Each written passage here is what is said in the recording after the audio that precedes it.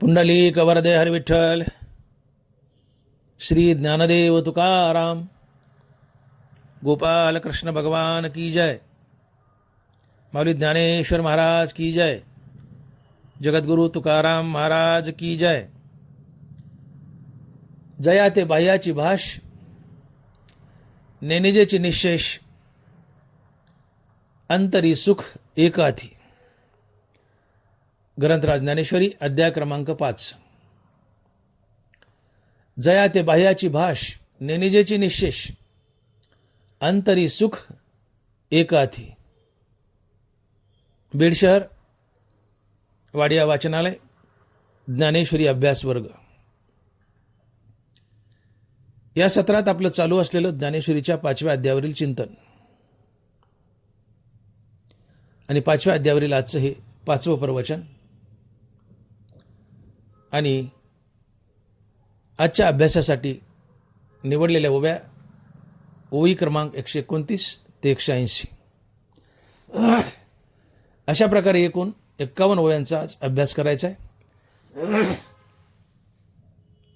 आणि या 51 ओव्यापैकी आजच्या प्रस्तुत प्रवचनासाठी निवडलेली ओवी ती म्हणजे जया ते बाह्याची भाष, नेनिजेची निशेष, अंतरी सुख एकाथी. जया ते बाह्याची भाष, नेनिजेची निशेष, अंतरी सुख एकाथी. ज्ञानोबा म्हणतायत, एक कर्मयोगी मुक्त अर्थात संत बाहेरच्या जगात सुख शोधत नाही, विषयात सुख शोधत नाही. मग तो कर्मयोगी, तो आत्मज्ञानी आपल्या अंतकरणात, आपल्या हृदयात सुख शोधतो. अंतरी सुख एकाथी. बाह्याची भाष, नेनिजेची निशेष, अंतरी सुख एकाथी. मुक्त कर्मयोगी जगात, विषयात सुख शोधत नाही, तर तो आपल्या हृदयात, अंतकरणात सुख शोधतो.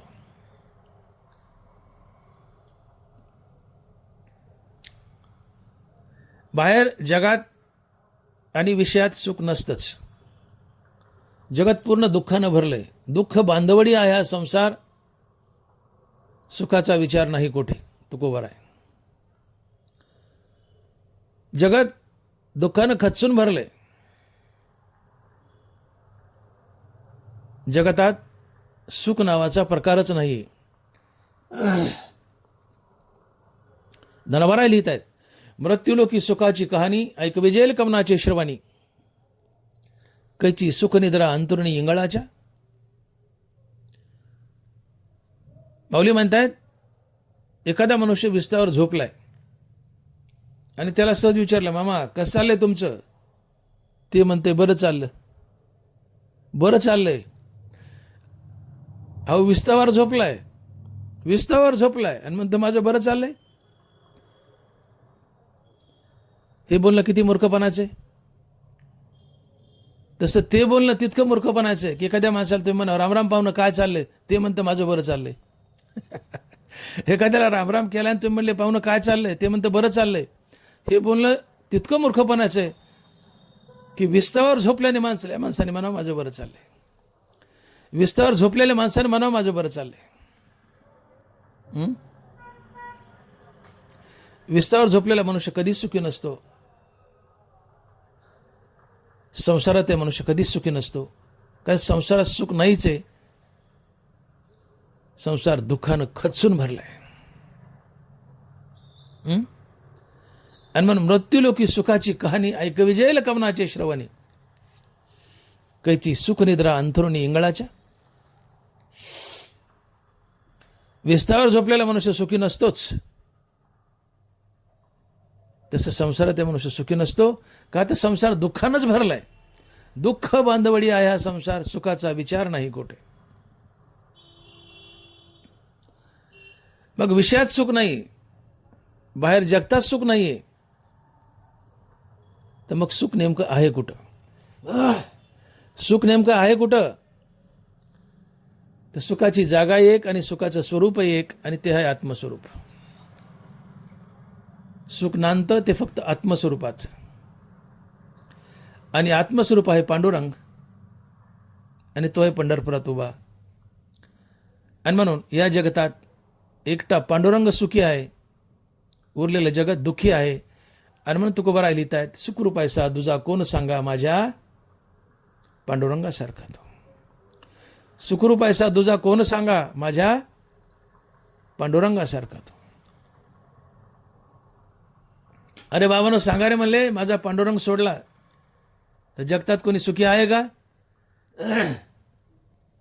तर नाही. का बरं तुकोबा असं का बोलताय की एकटा माझा पांडुरंग सुखी आहे आणि जगत दुःखी आहे? असं विधान तुकोबा काय करतात? तुकोबा असं का म्हणतायत? याचं कारण, सुखाची जागा एक आणि सुखाचं स्वरूप एक, आणि ते आत्मस्वरूप. आणि आत्मस्वरूप आहे पांडुरंग, आणि तो आहे पंढरपुरात उभा. आणि म्हणून फक्त आत्मस्वरूपच सुखी आहे आणि आत्मस्वरूप पांडुरंग आहे.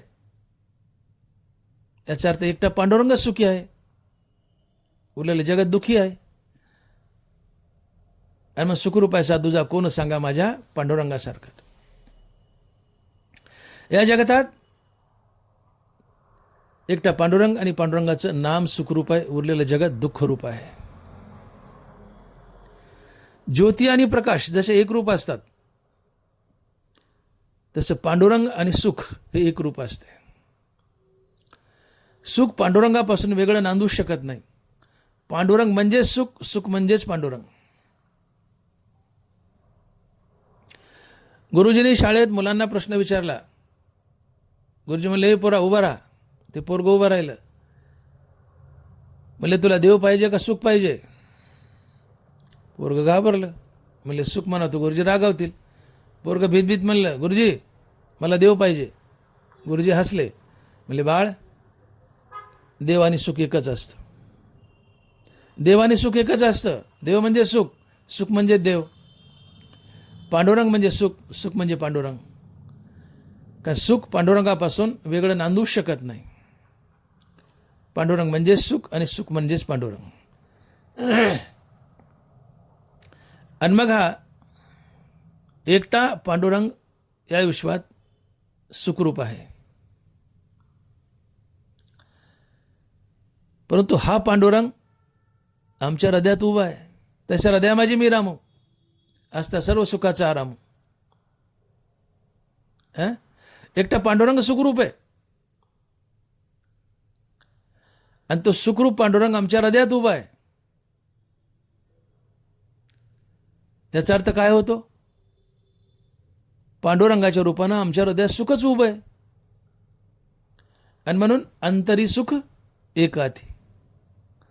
सुख अंतकरणात आहे, सुख हृदयात आहे, बाहेर जगतात नाही. सुख हृदयात आहे. का?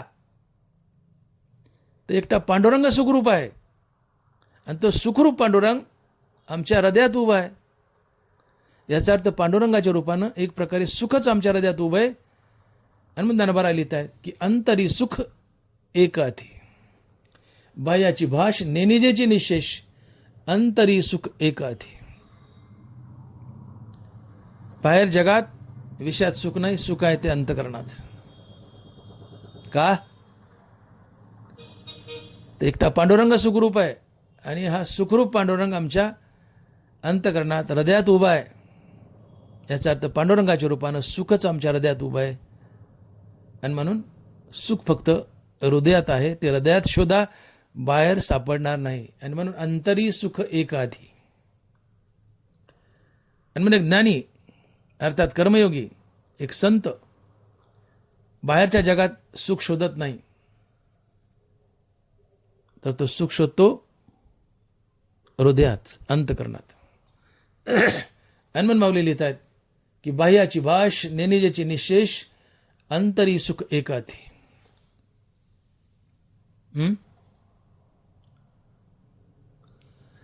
संत महात्मा बाहेरच्या जगात सुख शोधत नाही, तो आपल्या हृदयात सुख शोधतो. कसं? तर संत महात्मा सातत्याने रामनामाचा जाप करतो. राम म्हटलं की तुमचं मन तात्काळ अंतर्मुख होतं. हे अंतर्मुख झालेलं मन हृदयस्थ रामाला भेटतं. मन आणि हृदयस्थ राम यांच्या भेटीतून मनाला स्थिरता लाभते आणि मनाच्या स्थिरतेतून येणारा अनुभव हे सुख असतं. आणि म्हणून सुखाची व्याख्या करताना ज्ञानोबा लिहित आहेत, किंबहुना सोये जीवात्मयाची लाहे ते तजे होये तया नाव सुख. आणि ऐशी अवस्था न जोडिता पारता जिजे ते सर्वथा दुःख जाणे. एक संत महात्मा सातत्यानं राम घोकतो. राम म्हटलं की तुमचं मन तात्काळ अंतर्मुख होतं. अंतर्मुख झालेलं मन हृदयस्थ रामाला भेटतं.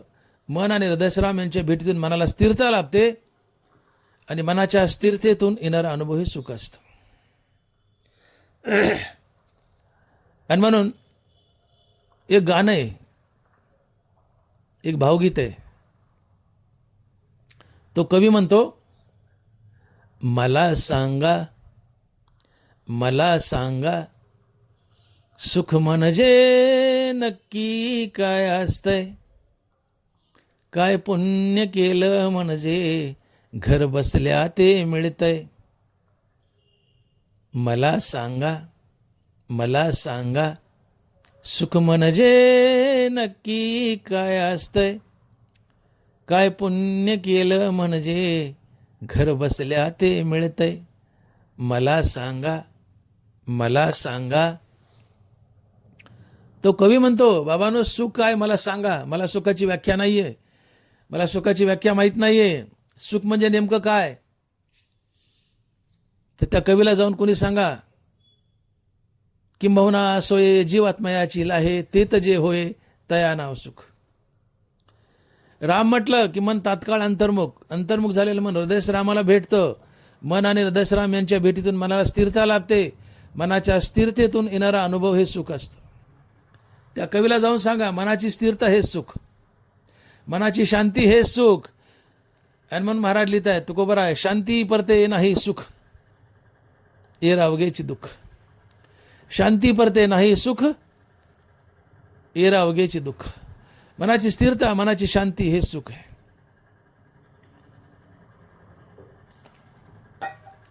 आणि मनाची अशांती, मनाची अस्थिरता हे दुःख आहे.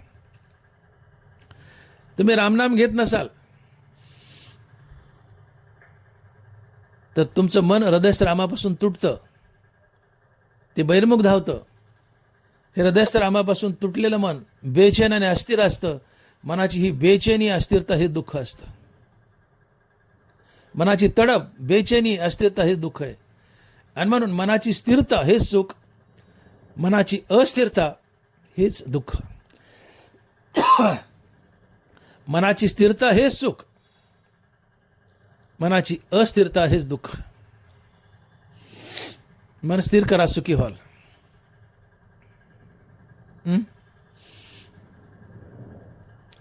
तुमच्या खिशात फक्त 10 रुपये, फक्त 10 रुपये,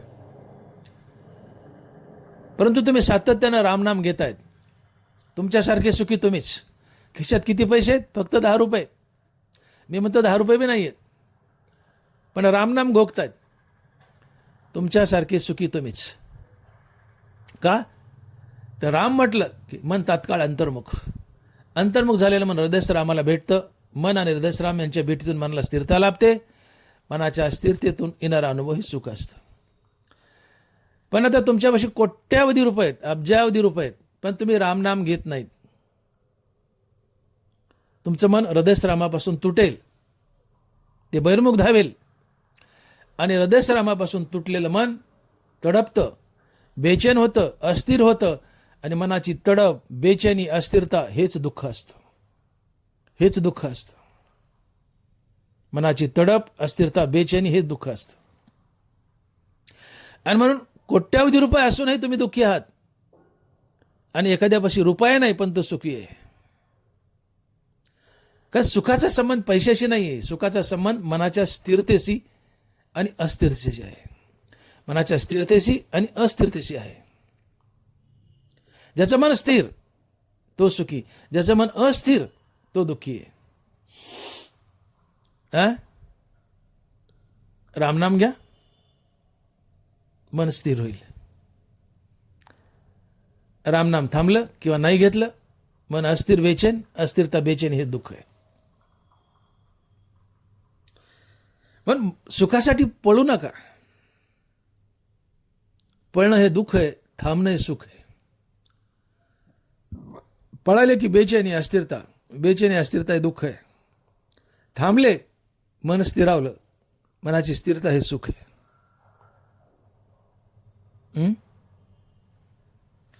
आणि मग तुकोबाराय म्हणतात, तुका म्हणे राम न घेता अवघा श्रम. तुम्ही रामनाम नाही घेतलं तर तुम्हाला तुमच्या जीवनात तुमच्या वाट्याला श्रमच येईल, कष्टच येईल, दुःखच होईल, दुःखच येईल.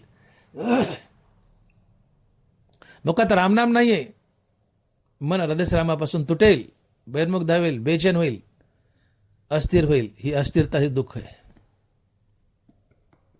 कोट्यवधी रुपये आहेत पण मुखात रामनाम नाही, तुम्ही दुःखीच असाल. अल्पसा पैसा आहे, मोजकाच पैसा आहे, थोडे पैसे जवळ, पण निरंतर रामनाम घेत आहेत. मन अंतर्मुख, अंतर्मुख मन हृदयरामाला भेटतं. मन आणि हृदयराम यांच्या भेटीतून मला स्थिरता लाभते. मनाची स्थिरता आणि मनाच्या स्थिरतेतून येणारा अनुभव हे सुख असते. मनाची स्थिरता हे सुख, मनाची अस्थिरता हे दुःख. आणि मग धनभरायला येतात, धनभरायला लिहित आहेत, अयुक्तपण मनाचे हेची सर्वस्व दुःखाचे, या कारणे इंद्रियाचे दमन निके. अयुक्तपण मनाचे हेची, चकार लावला, हेची सर्वस्व दुःखाचे. मानवी जीवनातील दुःखाचं प्रमुख कारण काय असेल तर मनाचा अयुक्तपणा, मनाचा चंचलपणा, मनाची बेचैनी, मनाची अस्थिरता, मनाची तडप. अयुक्तपण मनाचे, अयुक्तपणा म्हणजे बेचैनी, चंचलता, अस्थिरता, तडप. ते मनाची बेचैनी, अस्थिरता, तडप हे दुःख आहे. आणि मग अयुक्तपण मनाचे हेची सर्वस्व दुःखाचे, या कारणे इंद्रियाचे दमन निके. मनाचं दमन करा, इंद्रियाचं दमन करा. आणि मन आवरलं जातं रामनामानं. रामकृष्ण नामे उन्मनी साधली, तयाशी लादली सकळ सिद्धी. सकळ सिद्धी म्हणजे मोक्ष. मोक्ष मिळतो मनाच्या उन्मनानं. मनाचं उन्मन म्हणजे मन मरणं. तुम्हाला मोक्ष लाभला कधी? मनाचं उन्मन झालं, मन मेलं. मन मेलं कशानं? रामनामानं.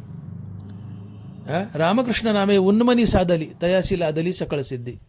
रामनाम घेतलं, मनाचं उन्मन होतं, मन मरतं. मन मेलं की तुम्ही मुक्त होता. मनाचं मरण हीच मुक्ती आहे. अहंकारासहित मनाचा मनपणा जाणं हाच मोक्ष आहे. आणि मग रामनामानं मनाचं उन्मन होतं, मन मरतं, अर्थात ते अंतर्मुख होऊन हृदयरामाशी एकरूप होतं. तिथे त्याची अत्यंतिक निवृत्ती होते. त्याची निवृत्ती म्हणजे मनाचं मरणच. मनाची निवृत्ती म्हणजे मनाचं मरणच. मन मेलं की तुम्ही मुक्तही झाले आणि तुम्हाला कायमचा सुखाचा, आत्मानंदाचा अनुभव येतो. आणि म्हणून सुखाचा संबंध पूर्णतः रामनामाशी आहे, श्रीमंती आणि गरिबीशी नाही. ही गोष्ट चांगली समजून घ्या. जवळ पैसा नसेल तर माणसं म्हणतात आम्ही गरीब आहेत, आम्हाला दुःख आहे, आम्हाला दुःख आहे. पैशावाले लय सुखी आहे, पैशाला लय सुखी नाही. हो, जगात सगळ्यात दुःखी कोणी तर पैशावाला आहे. सगळ्यात दुःखी कोणी तर पैशावाला आहे. धनवानाला धनाचा लोभ असतो. भर्तृहरी महाराजाची 7 शल्ये आहेत. धनवानाला धनाचा लोभ असतो. दिवसा चंद्र किविलवाना दिसतो, तळे कमळाविन उदास दिसते. राजदरबारात गुंडाचं साम्राज्य असतं. गोरा गुमटा पुरुष कलाहीन असतो. अशी भर्तृहरी महाराजाची 7 शल्ये आहेत. त्यातलं प्रमुख शल्य आहे, धनवानाला धनाचा लोभ असतो. मनुष्य जितका श्रीमंत तितका धनाचा लोभी असतो. आणि जितका धनाचा लोभ तितके आशा बलवान, आणि जितक्या आशा बलवान, इच्छा बलवान, तितकं आशेच्या इच्छेच्या पाठीमागं मन धावतं. मन हृदयरामापासून तुटतं. आणि मन हृदयरामापासून तुटलं, इच्छेच्या मागं धावलं, आशेच्या मागं धावलं की ते बेचैन, अस्थिर आणि तडप. मनाची तडप, अस्थिरता, बेचैनी हे दुःख आहे. म्हणून मनुष्य जितका धनवान तितका धनाचा लोभी, तितकी आशा बलवान, तितकं मन बहिर्मुख, आशेच्या मागं तितकी बेचैनी अस्थिरता हे दुःख आहे. म्हणून धनवान जास्त दुःखी आहेत, श्रीमंत जास्त दुःखी आहेत. उलट गरीब सुखी आहेत. गरीबापाशी मोजका पैसा आहे, पण रामनाम घेत असतील तर रामनामानं मन अंतर्मुख होतं, हृदयस्थरामाला भेटतं. मन आणि हृदयस्थराम यांच्या भेटीतून मनाला स्थिरता लाभते. मनाच्या स्थिरतेतून येणारा अनुभव हे सुख असतं. म्हणून सुखाचा संबंध पूर्णतः रामनामाशी आहे, गरिबी आणि श्रीमंतीशी नाहीये. ज्याच्या मुखात रामनाम, तो गरीब असो श्रीमंत असो, मुखात रामनाम, राम म्हटलं मन तात्काळ अंतर्मुख झालेलं मन हृदयस्थ रामाला भेटतं. मन आणि हृदयस्थराम यांच्या भेटीतून मनाला स्थिरता लाभते. मनाच्या स्थिरतेतून येणारा अनुभव हे सुख असतं. तुम्ही रामनाम घेत नाहीत, मन हृदयस्थरामापासून तुटतं, बहिर्मुख धावतं. हे हृदयस्थरामापासून तुटलेलं मन, बहिर्मुख धावतंय मन, ते बेचैन अस्थिर असतं. मनाची बेचैनी अस्थिरता हे दुःख असतं. पण मनाची स्थिरता हे सुख, मनाची अस्थिरता हे दुःख. आणि मनाची स्थिरता रामनामानं साधल्या जाते. इथं पैशाचा कुठलाही संबंध नाही. पण ज्याच्या मुखात रामनाम तो सुखी, ज्याच्या मुखात रामनाम नाही तो दुःखी. मग तो गरीब असो की श्रीमंत असो. आणि मग सुखाचा संबंध श्रीमंती आणि गरिबीशी नाहीये. एखादा गरीब रामनाम घेत असेल तो सगळ्यात सुखी आहे. श्रीमंत रामनाम घेत नसेल तो सगळ्यात दुःखी आहे. म्हणून सुखाचा संबंध आहे रामनामाशी, गरिबी आणि श्रीमंतीशी नाही. हा मुद्दा लक्षात घ्या. आणि हे सुख तुम्हाला जन्मताच प्राप्त आहे. मोठी गंमत आहे. धनाभराय सुखाला सिद्ध म्हणतात. माऊली लिहित आहेत, ते मनोरथ संगे नव्हे, एरवी सिद्धी गेलीची आहे, हे दोन्हीची उपाय सुखदुःखाशी. धनाभराय सुखाला सिद्ध म्हणतात. सिद्ध या शब्दाचा अर्थ होतो जी वस्तू तुम्हाला जन्मताच प्राप्त आहे त्याला सिद्ध म्हणतात. जे जन्मानंतर प्राप्त केलं जातं त्याला साध्य म्हणतात. आई जन्मताच प्राप्त आहे म्हणून आई सिद्ध आहे. बहीण भाऊ जन्मानंतर प्राप्त केल्या जातात म्हणून बहीण भाऊ साध्य आहेत. धनाभराय सुखाला सिद्ध म्हणतायत. माऊली म्हणतायत सुख सिद्ध आहे, तुम्हाला जन्मताच प्राप्त आहे. कशावरून? तर या जगतात एकटा पांडुरंग सुखरूप आहे. जगतात एकटा पांडुरंग सुखरूप आहे. आणि हा सुखरूप पांडुरंग तुमच्या हृदयात उभा आहे. त्याच्या हृदया माझी मीरा. मग जगतात एकटा पांडुरंग सुखरूप आहे आणि हा सुखरूप पांडुरंग तुमच्या हृदयात उभा आहे. याचा अर्थ पांडुरंगाच्या रूपानं सुखच तुमच्या हृदयात उभा आहे. आणि म्हणून तुकोबराय, म्हणून ज्ञानोबराय सुखाला सिद्ध म्हणतायत. आणि मग ज्ञानोबराय सुखाला सिद्ध म्हणतायत. कारण लक्षात आलं?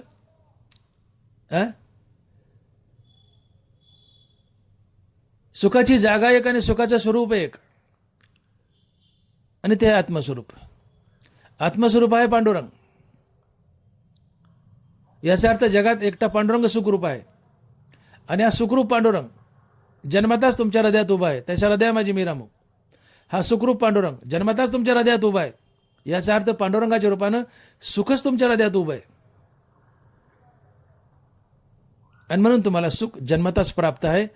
आणि म्हणून ज्ञानोबराय सुखाला सिद्ध म्हणतात. ज्ञानोबराय सुखाला सिद्ध म्हणतात. ते मनोरथ संगे नव्हे, एरवी सिद्धी गेलीची आहे, हे दोन्हीची उपाय सुखदुःखाशी. हे दोन्हीची उपाय सुखदुःखाशी. सुख सिद्ध आहे, तुम्हाला जन्मताच प्राप्त आहे. मग सुख जन्मताच प्राप्त आहे तर त्याची अनुभूती आम्हाला काय येत नाही? त्याचा अनुभव आम्हाला काय येत नाही? सुखासाठी आम्ही वनवन का भटकतो? सुखासाठी आमची चेहरे का सुकलीत? गंभीर प्रश्न आहे. सुख जर जन्मताच प्राप्त आहे तर ते आमच्या अनुभवास का येत नाही? तर याचं कारण ज्ञानोबा लिहितात, ते मनोरथ संगे नोहे, इच्छेसोबत सुख नसतं आणि इच्छेच्या अभावात निरंतर सुख असतं. इच्छेसोबत सुख नसतं, ते मनोरथ संगे नोहे. मनोरथ म्हणजे इच्छा. इच्छेसोबत सुख नसतं, इच्छेच्या अभावात निरंतर सुख असतं.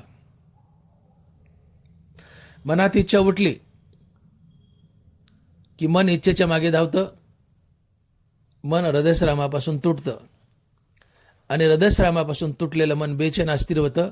मनाची बेचैनी अस्थिरता हे दुःख असतं. इच्छेने तुम्हाला दुःखी केलं. आता तुमच्या मनातल्या इच्छा मावळल्या, तुमच्या मनात कुठलीच इच्छा नाहीये. मग मन कोणाच्या मागे धावेल? कोणाच्याच नाही. मनाला बाहेर धावायचंय तर काही इच्छा उठली पाहिजे, तर ते बाहेर धावेल, तुम्ही दुःखी व्हाल. पण मनात इच्छाच नाही, तुम्ही निरीच्छ आहेत. मनात इच्छाच नाही कुठली, मन बहिर्मुख धावतच नाही, ते अंतर्मुख होतं. हृदयश्रामाला भेटतं, हृदयश्रामाशी एकरूप होतं आणि कायमचं हृदयश्रामात डिझॉल्व्ह होतं. तिथे त्याची अत्यंतिक निवृत्ती होते. मन हृदयश्रामात विलीन होतं, मरतं. ते कायमचं स्थिरावतं आणि मनाच्या स्थिरतेतून येणारा अनुभव हे सुख असतं. समजलं? इच्छा तुम्हाला दुःखी करतात, इच्छेचा अभाव तुम्हाला सुखी करतो. म्हणून इच्छेसोबत सुख नसतं, इच्छेच्या अभावात निरंतर सुख असतं. आणि मग ज्ञानोबा लिहितात, ते मनोरथ संगे नव्हे, एरवी सिद्धी गेलीची आहे. हे दोन्हीची उपाय सुखदुःखास. सुखदुःखाला दोनच कारण आहेत. इच्छा दुःखाला कारणीभूत, इच्छेचा अभाव सुखाला कारणीभूत. इच्छा मनात उठली, इच्छेच्या मागे मन धावलं, हृदयश्रामापासून तुटलं, बेचैन अस्थिर, बेचैनी अस्थिरता दुःख. इच्छाच नाही आता, मन बाहेरच धावत नाही, अंतर्मुख राहतं, हृदयश्रामाला भेटतं, हृदयश्रामाशी एकरूप होतं, स्थिरावतं. तिथं अत्यंतिक निवृत्ती होते आणि मनाचं हे स्थिरावणं, मनाच्या स्थिरतेतून येणारा अनुभव हे सुख असतं. आणि म्हणून सुख जन्मताच प्राप्त असून आम्हाला सुखाचा अनुभव येत नाही. सुख सिद्ध आहे, जन्मता प्राप्त आहे, पण आमचं असून, जन्मता प्राप्त असून आम्हाला ते भोगता येत नाही. का? तर आमच्या मनात उठणाऱ्या नाना प्रकारच्या इच्छा हे आमच्या जन्मताच प्राप्त असलेल्या सुखाला अडव्या येतात. आणि म्हणून जीव सुखाच्या बाबतीत सासुरवासी आहे. सुख तुम्हाला जन्मताच प्राप्त आहे, तरी तुम्ही सुखाच्या बाबतीत सासुरवासी आहेत. सासुरवास शब्दाचा अर्थ माहिती आहे? सुनेला सासुरवासीन म्हणतात. सासुरवासी म्हणजे काय? सगळं आपल्या मालकीचं आहे, आपल्या मालकीचं असूनही त्याचा स्वइच्छेने उपभोग घेता न येणं म्हणजे सासुरवास. सुने ती उद्याची भावी मालकीने, सगळी जायदाद तिचीच आहे, पण सगळी जायदाद सुनेची असूनही स्वइच्छेने त्या जायदादीचा त्या सुनेला उपभोग घेता न येणं म्हणजे सासुरवास. सगळं सुनेच आहे, उद्याची ती मालकीने, सासू म्हातारी झालं, पण सुनेचं असूनही तिला तिच्या इच्छेनं त्या वस्तूंचा भोग घेता न येणं म्हणजे सासुरवास.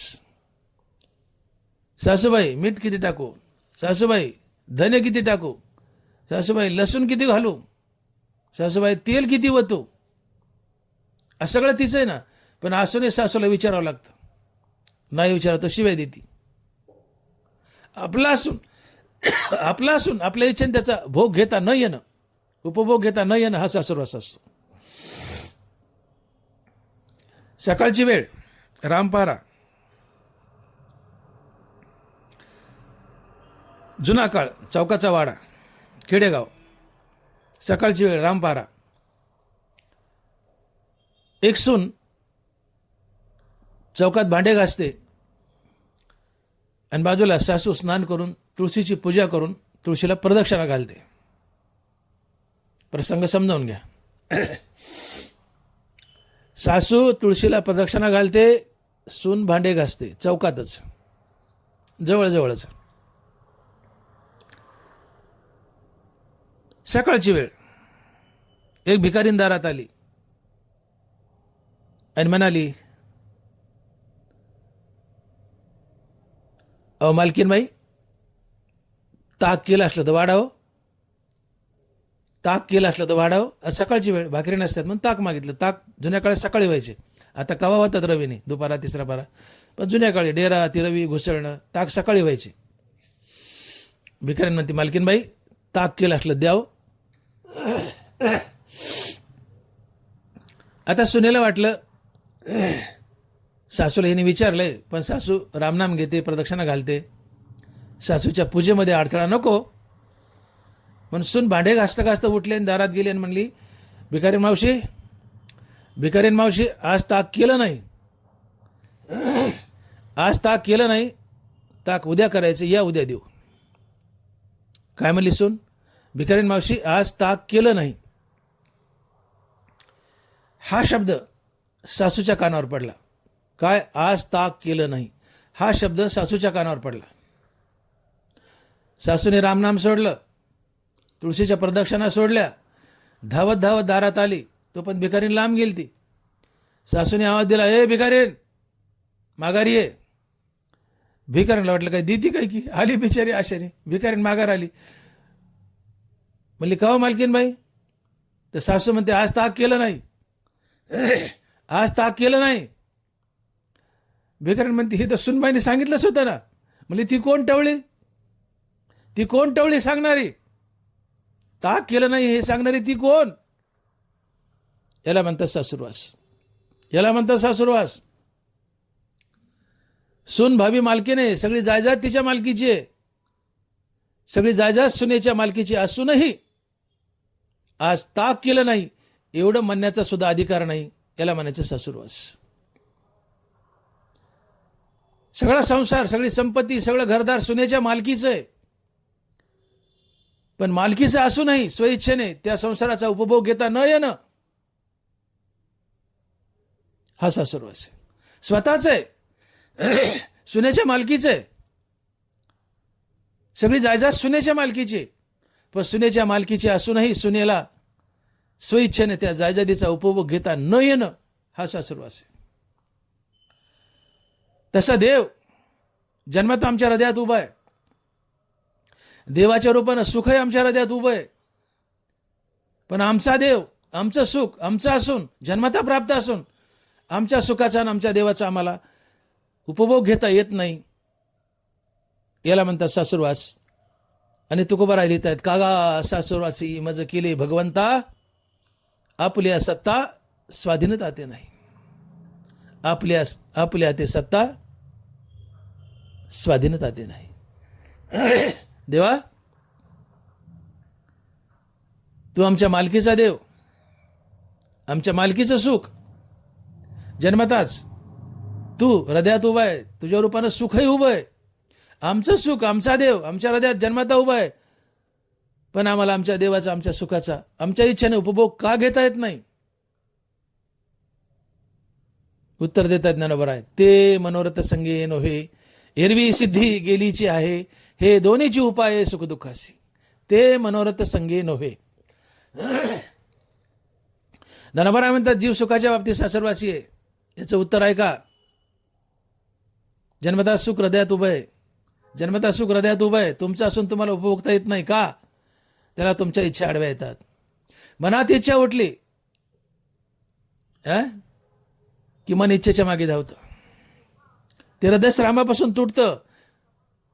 हृदयश्रामापासून तुटलं की बेचैन अस्थिर तडपतं. मनाची तडप, बेचैनी, अस्थिरता हे दुःख आहे. जन्मतः तुमच्या मालकीचं सुख हृदयात उभं आहे, तुमचं असून तुम्हाला उपभोगता येत नाही. तुम्ही सुखाच्या बाबतीत सासुरवासी आहात का? मनात उठणाऱ्या नाना प्रकारच्या इच्छा, ते मनोरथ संगे नव्हे. इच्छेसोबत सुख नसतं, इच्छेच्या अभावात निरंतर सुख असतं. इच्छा मारा, इच्छा मेल्या, मन अंतर्मुख होईल, हृदयश्रामाला भेटेल, हृदयश्रामात स्थिरावेल, तिथे मरेल, डिझॉल्व होईल, तिथे त्याची अत्यंतिक निवृत्ती होईल. आणि मनाचं हृदयश्रामाशी कायमचं एकरूप होणं, मनाचं कायमचं स्थिर होणं, या स्थिरतेतून येणारा अनुभव सुख असतं. म्हणून इच्छेसोबत सुख नसतं, इच्छेच्या अभावात निरंतर सुख असतं.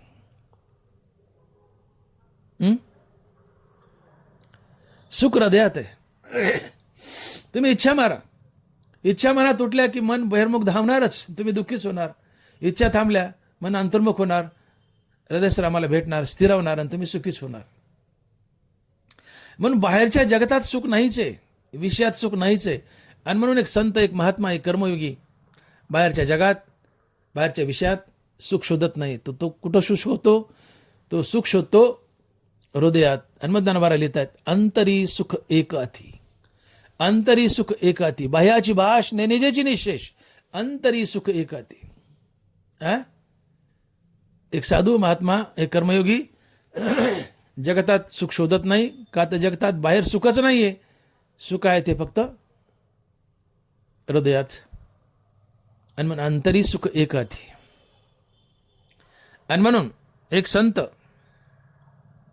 जसं ज्ञानोबा लिहित आहेत, वार्षेवेन सागरो जैसा जळे नित्य निर्भरू, तैसा निरोपचारी संतोषी जो. संताचं लक्षण सांगताना ज्ञानोबा लिहित आहेत, वार्षेवेन सागरो जैसा जळे नित्य निर्भरू, तैसा निरुपचारी संतोषी जो. 10 वर्ष सतत दुष्काळ पडला, समुद्राचं फुटभर पाणी कमी होत नाही. 10 वर्ष सतत अतिवर्ष झाली, समुद्राचं फुटभर पाणी वाढत नाही. समुद्री रेखा न ओलांडावी ही आज्ञा माझी. 10 वर्ष अतिवर्ष झाली, समुद्राने मर्यादा ओलांडली असती तर मुंबई पाण्यात गेली असती. मुंबई पाण्यात गेली असती, परंतु मुंबई टिकून आहे, पाण्यात जात नाही. का? समुद्री रेखा न ओलांडावी ही आज्ञा माझी. भगवान श्रीकृष्ण म्हणतात, मी समुद्राला आज्ञा दिली, समुद्रा तू मर्यादा ओलांडू नको. पाऊस पडो न पडो तू आहे तितकाच राहा. समुद्र स्वयंभू आहे, समुद्र स्वयंभू आहे, भगवंताची दिव्य विभूती आहे. समुद्र आपली मर्यादा सोडत नाही. नद्या पाणी वाहून आणोत अथवा न आणोत, नद्यांच्या पाण्याची मदत न घेता, नद्यांच्या पाण्याची मदत न घेता समुद्र जसा स्वबळावर तुडुंब तृप्त आणि आनंदी आहे, तसं एक साधू, एक महात्मा, एक संत बाह्य साधनाची, धन दौलत, बायका पोरं यांची मदत न घेता केवळ आणि केवळ एका हरिनामावर तृप्त आणि आनंदी असतो. बाह्याची भाष निजेची निशेष, अंतरी सुख एकाथी. वार्षेवेन सागरो जैसा जळे नित्य निर्भरू, तैसा निरुपचारी संतोषी जो. नद्या पाणी वाहून आणोत अथवा न आणोत, नद्यांच्या पाण्याची मदत न घेता जसा समुद्र स्वबळावर तृप्त तुडुंब आणि आनंदी आहे, तसं बाह्य साधनाची, धन दौलत, बायका मुलं यांची मदत न घेता केवळ एका हरिनामावर संत महात्मा तृप्त आहे, आनंदी आहे, तुडुंब आहे. का? त्याला माहित आहे अंतरी सुख एकाथी. सुख फक्त हृदयात आहे. आणि म्हणून संत बाहेरच्या जगात सुख शोधत नाही, विषयात सुख शोधत नाही, तो हृदयात सुख शोधतो.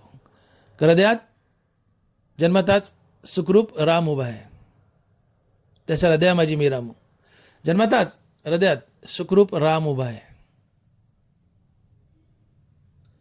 मग साधू काय करतो? सातत्यानं रामनाम घेतो. रामनाम घेतलं की मन अंतर्मुख होतं, ते हृदयश्रामाला भेटतं. मन आणि हृदयश्राम यांच्या भेटीतून मनाला स्थिरता लाभते. मनाच्या स्थिरतेतून येणारा अनुभव सुख आहे. आणि म्हणून एक संत हृदयात, अंतकरणात सुख शोधतो आणि कायमचा सुखी होतो, आणि ते केवळ रामनामाच्या जीवावर.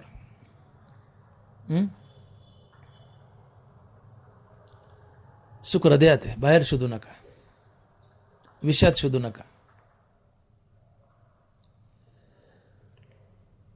प्रत्येक माणसाला सुख आवडतं. का बरं? कारण सुख हे आपलं मूळ स्वरूप आहे. का? तर आमचा बाप भगवान श्रीकृष्ण सदचित आनंद स्वरूप आहे. या कारणे मी पिता महद्ब्रह्म हे माता, अपत्य पंडुसुता जगडंबरो. या कारणे मी पिता. भगवान कृष्ण आमचा बाप आहे आणि तो आनंद स्वरूप आहे, सदचित आनंद स्वरूप आहे. कृष्ण आमचा बाप, तो आनंद स्वरूप, आणि म्हणून आम्ही आनंद स्वरूप आहोत. सुख अर्थात आनंद आमचं मूळ स्वरूप आहे. आणि म्हणून आपल्या मूळ स्वरूपाकडं कुणाची सहजच ओढ असते. नदी डोंगरातून वाहते पण समुद्राकडे धावते का? तर नदीचं मूळ स्वरूप समुद्र आहे. नदी समुद्रातून निघते, डोंगरातून नाही. उन्हाळ्यात सूर्याच्या प्रखर उष्णतेने समुद्राच्या पाण्याची वाफ बनते, ती वाफ उंच आकाशात जाते. त्या वाफेला ढग बनतात, आणि त्या ढगाला थंड हवा लागली की पाऊस पडतो.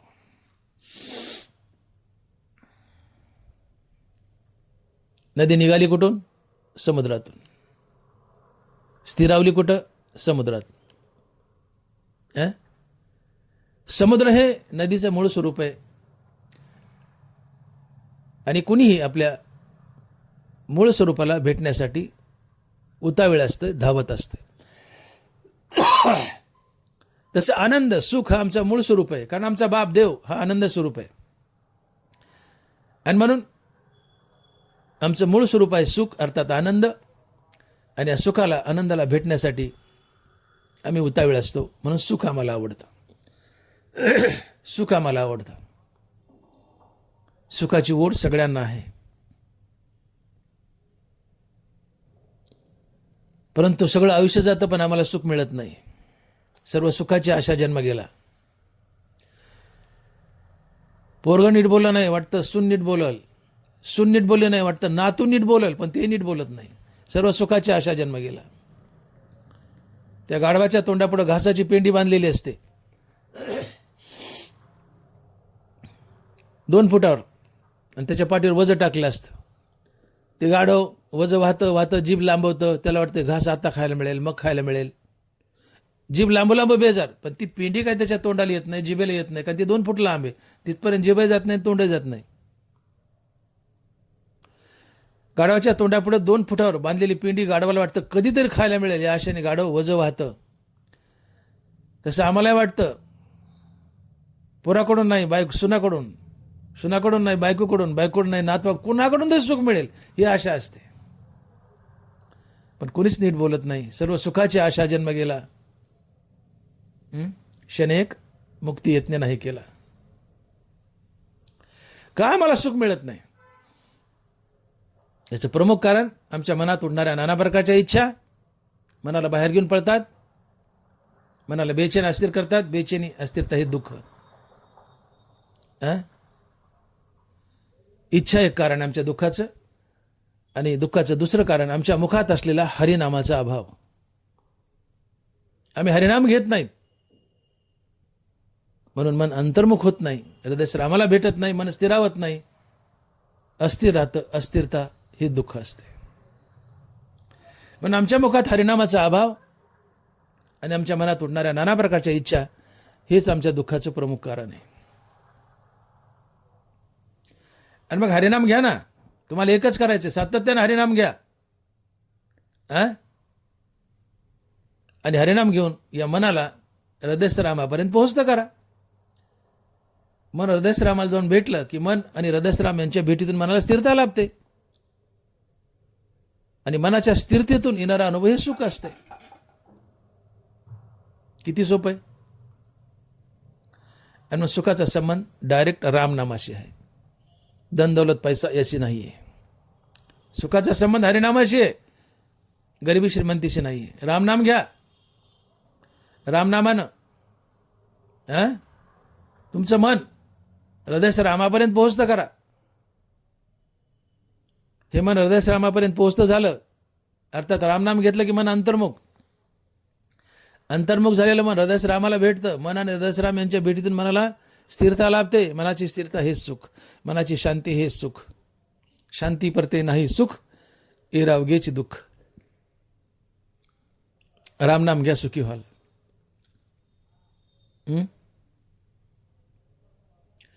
दुर्भाग्य, आम्ही रामनाम घेत नाहीत म्हणून दुःखी आहोत.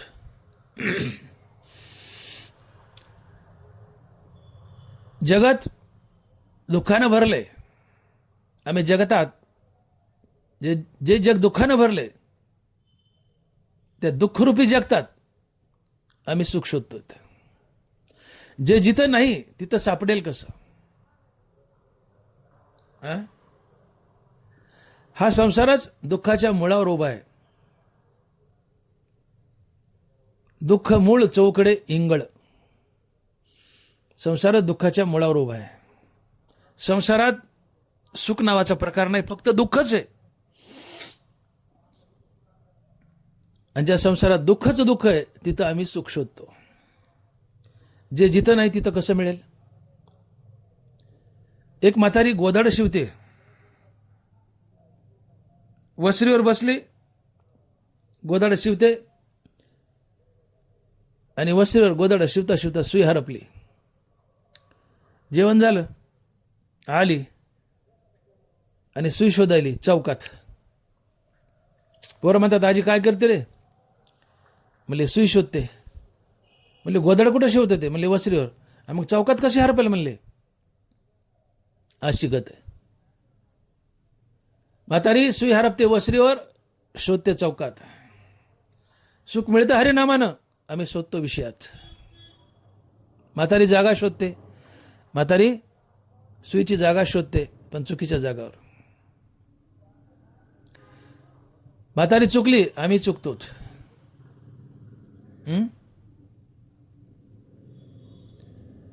सुख मिळतं हरिनामानं, आम्ही शोधतो विषयात. म्हातारीची सुई वसरीवर हरपली, शोधते चौकात. म्हातारी जागा चुकली, आम्ही जागा चुकतो. सुख मिळतं हरिनामानं, आम्ही शोधतो विषयात. आणि आमच्या वाटी दुःखच दुःख येतं.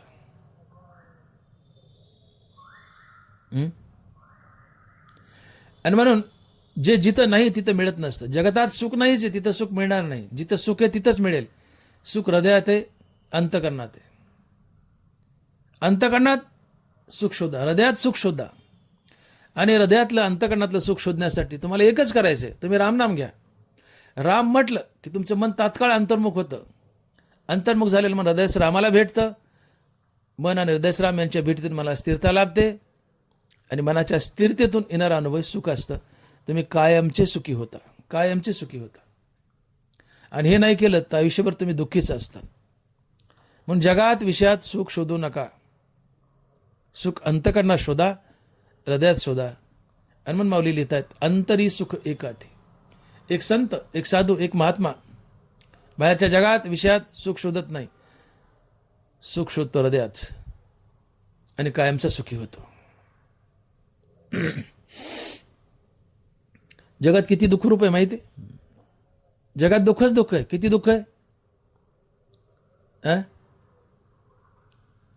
आज प्रत्येक माणसाची इच्छा माझा मुलगा MBBS लागावा.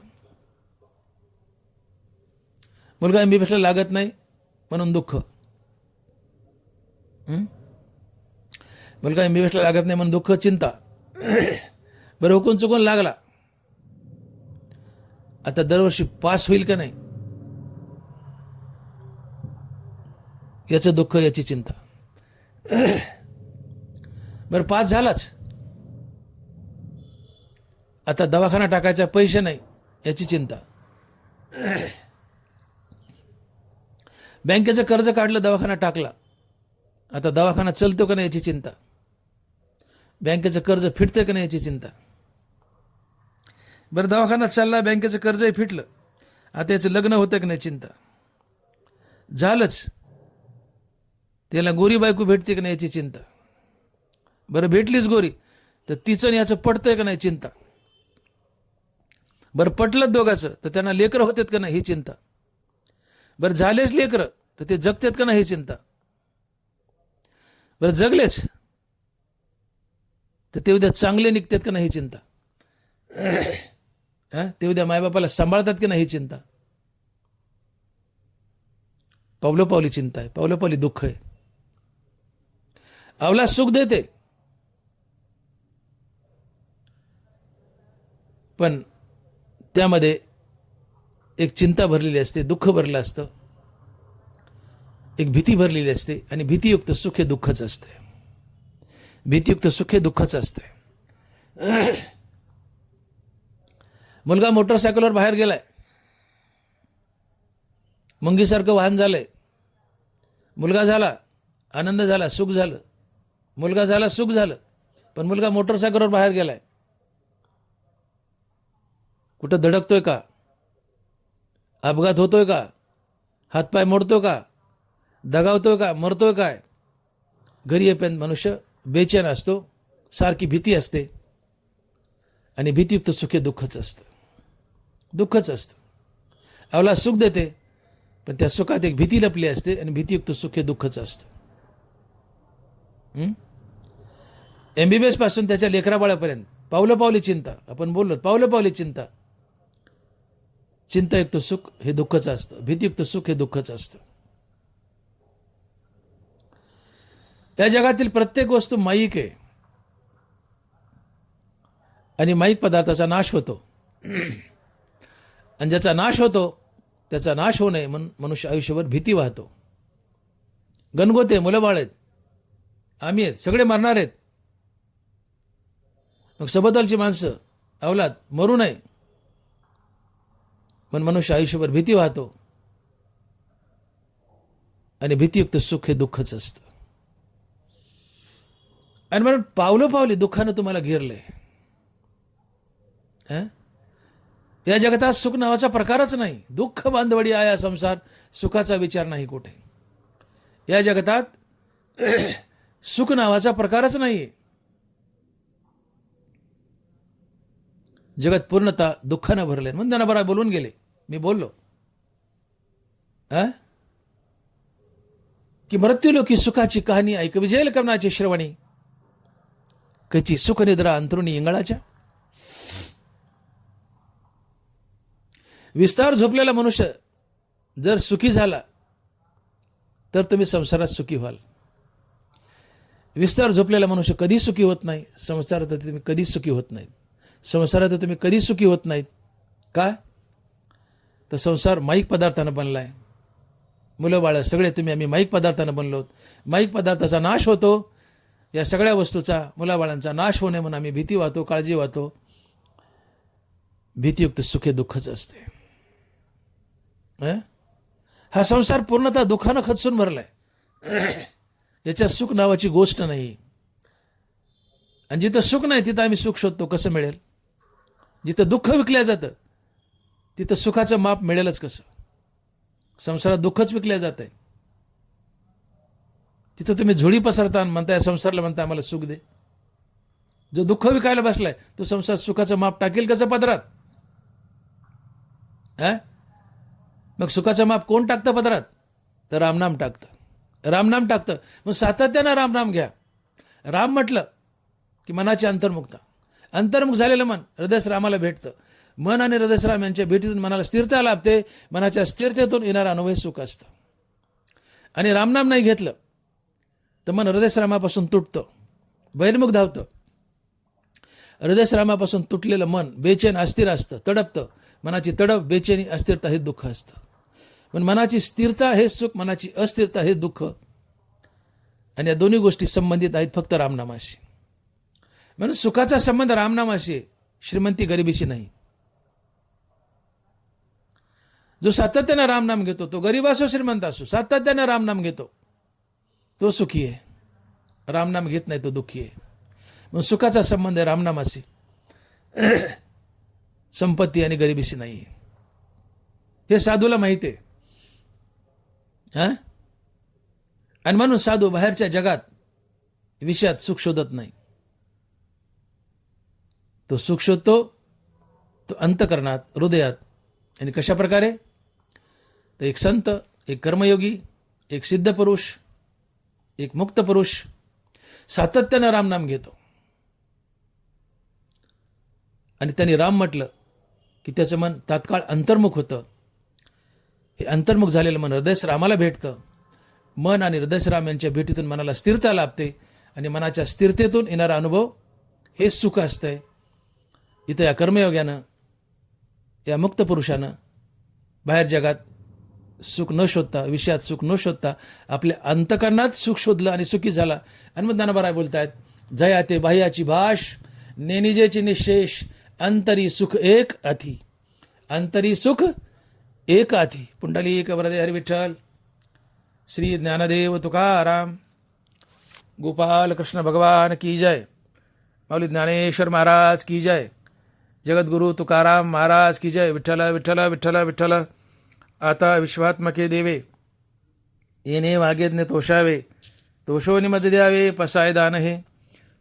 जे खळांची व्यंकटी सांडो तया सत्कर्मी रती वाढो.